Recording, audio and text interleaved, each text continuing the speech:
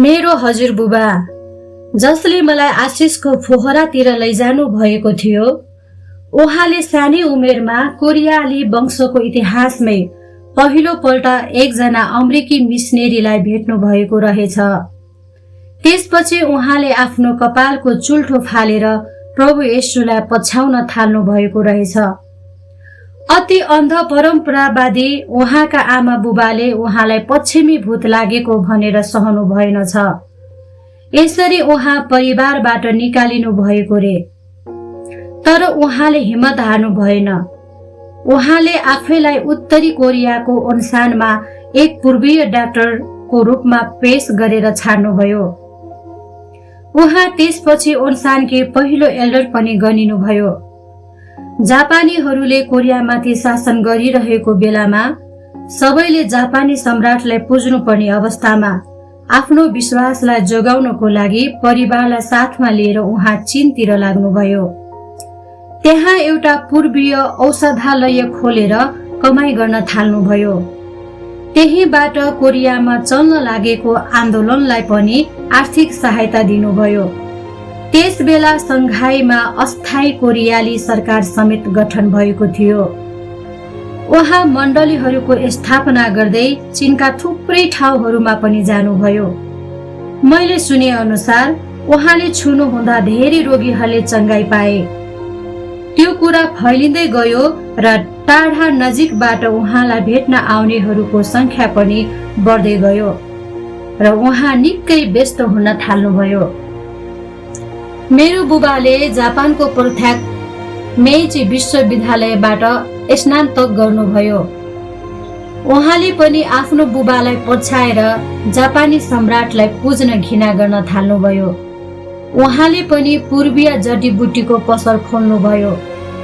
पछि कोरिया जापानबाट स्वतन्त्र भएपछि उहाँ ओन्सान नगरको मेयर पनि हुनुभयो। उहाँको विवाह त्यही शहरमा भयो र सन् 1924 को मे महिनामा मेरो जन्म भयो। प्रेमले भरिएको परिवारमा म हुर्किए। धनी परिवारकी एक्ली छोरी भएकीले पनि मलाई सबैले ध्यान दिएका थिए। ओन्सानकै बालुवाको सुन्दर क्षेत्रमा पर्ने लुसी माध्यमिक विद्यालयबाट मैले 10 कक्षा पढी सिधाए र पछि गृह अर्थशास्त्र विषयमा मैले जापानको इहबा कन्या विश्वविद्यालयबाट स्नातक उत्तीर्ण गर्ने मौका पाए।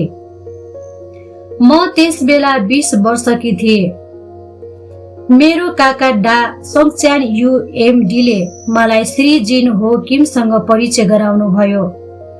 उहाँले जापानको इमेजी विश्वविद्यालयबाट वाणिज्य शास्त्रमा अध्ययन गर्नु भएको रहेछ।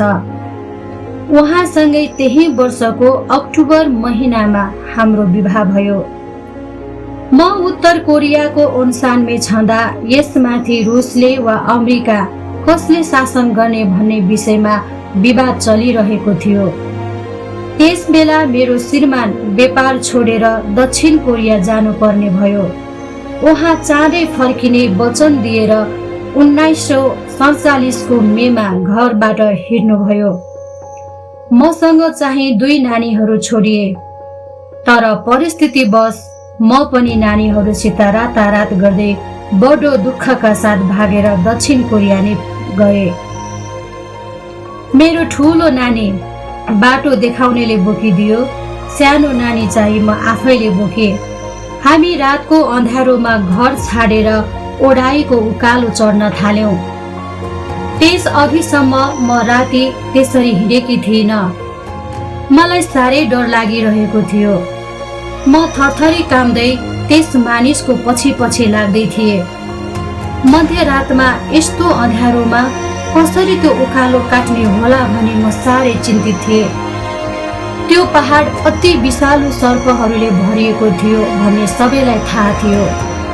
म डरले काम्दै बाटो लागिरहेको बेलामा पनि एउटा ज्योति मैले देखे।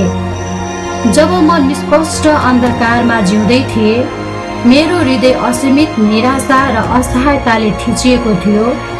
अकस्मात मैले एउटा ज्योति देखे। त्यो विशेष किसिमको ज्योति थियो। यो एउटा टर्चको उज्यालो जस्तो थियो, जसमा म एक कदम भन्दा भन्दा बढी केही पनि देख्न सक्दिनथे। मेरो पाइला बढाउन पुग्ने सीमित ठाउँ बाहेक सारा डाँडा भरिने अन्धकारले ढाकेको थियो र यसरी म बढ्दै थिएँ।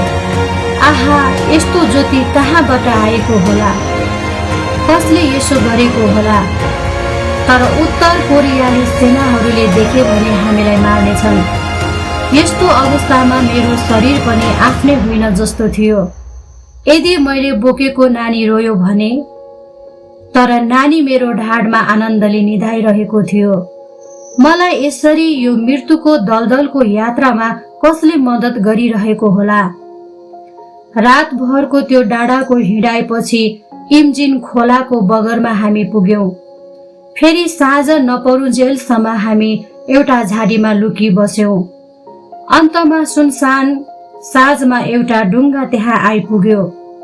जो दक्षिण कोरिया जान चाहन्थे चुपचाप बिस्तारै झाडीबाट निस्केर डुङ्गामा चढ्न थाले। मेरो एउटा नानी बोकी मलाई बाटो देखाउँदै लैजाने मानिस र म दुवैजना उक्त डुङ्गामा चढ्यौं।